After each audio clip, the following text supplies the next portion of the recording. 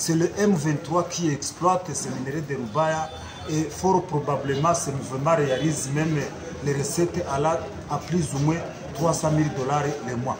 Et donc, Niripare ou cette maman avait évoqué que c'est Pareko FF qui travaille en connivence avec M23, raison pour laquelle nous démentissons fermement cette information et nous demandons à ce groupe des experts des Nations Unies de retirer ou de corriger cette erreur que nous décrions à travers notre communiqué officiel.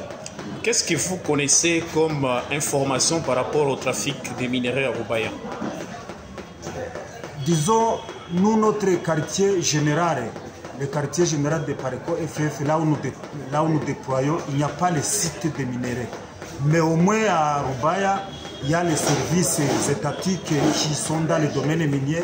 Là, je vais citer comme le bureau des mines, je vais citer la police des mines, je vais citer l'ANER, le TD, les différentes sociétés comme Sakima, les différentes coopératives minières comme Coopérama et consorts, la société civile, les organisations de la jeunesse. Ils sont mieux placés pour répondre à cette question. Sinon, nous sommes suffisamment répondant aux questions en rapport avec les opérations militaires dans le sens de traquer les forces terroristes du RDF M23. Mais à travers la mobilisation de son Excellence Félix Antoine Tshisekedi Tshilombo, président de la République démocratique du Congo, chef d'État, et en conformité avec les articles 63 et 64 de notre Constitution, quand un pays est agressé par une force rwandaise, une force étrangère, tout Congolais désiré, tout Congolais patriote doit se tenir debout derrière les FARDC. Et c'est dans cette optique que nous, Pareko FF, conjointement avec les autres mouvements de VDP, nous nous sommes mis debout.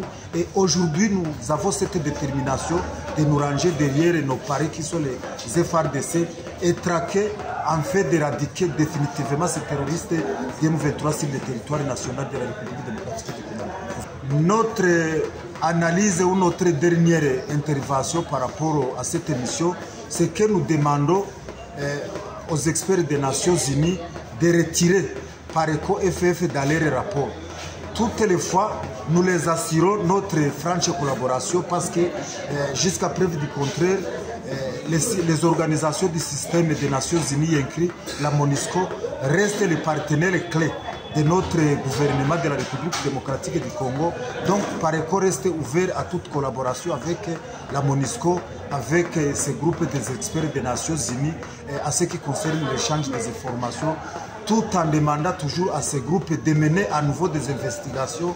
Et ces investigations vont conduire à ces experts de radier les Pareko FF ou de corriger cette erreur qu'ils ont commise et puis continuer à collaborer avec Pareko FF dans d'autres domaines, surtout que la MONUSCO aussi se trouve rangée derrière les FARDC pour traquer les forces négatives et les forces terroristes du M23 RDF.